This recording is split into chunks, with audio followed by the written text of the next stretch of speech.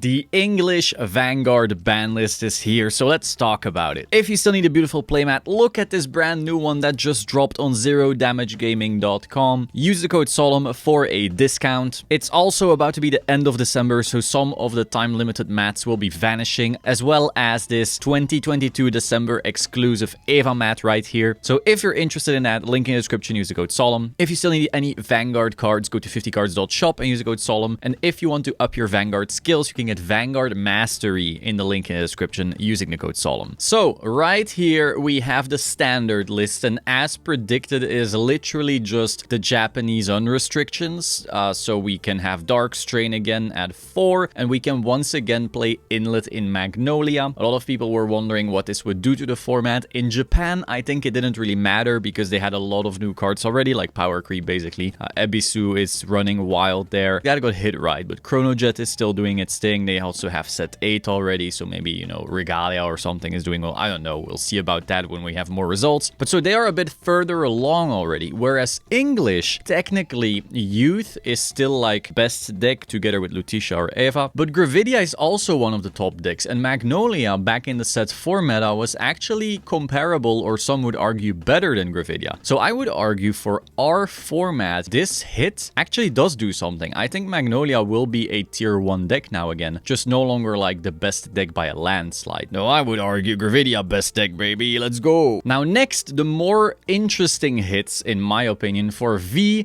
Gear Colossus is now banned. This means Steam Maiden lost its, in my opinion, most unfair thing. You could argue, oh, Enterana is unfair +3. I get it. Enterana is insane, right? You don't have to tell me that. But it is still just plussing. It doesn't really stop you from doing your thing. Whereas Colossus is like, that makes the turn truly unguardable often. Now, was this the correct hit? I don't really dare to say yet. It's the more safe option, though it is very possible that Steam Maiden is still the best deck, maybe not by as wide of a margin though. We'll have to see, you know, what happens at Worlds and maybe even Springfest later on. Overall though, I do think this was very required for V, and it's much better than what we had so far. Now, Premium has the most interesting ban list in my opinion, because V, we knew something was going to happen about Steam Maiden, we just didn't know really what. For Premium though, Colossus is also being banned, and I find this interesting that they already did this, you know? Steam Maiden has had results. Once MFD and Ripple got hit, Steam Maiden was just instantly topping in Premium pretty reliably, and I would argue if the MFD and Ripple hits were done before the season even started, I do think Steam Maiden would have had more tops than Naru even. It just didn't really get the time to shine, but I didn't think Bushi would be this proactive, so that's good to see. Overall, I like it. Now, do I think this like ruins Steam Maiden? I don't think so. I think Steam Maiden is still an insanely strong deck in Premium. It still has the ride downs. It still has the Schlichma insane turns. It still has really scary Seabreeze turns if you run Seabreeze. Just their turn 3 is like really threatening. Their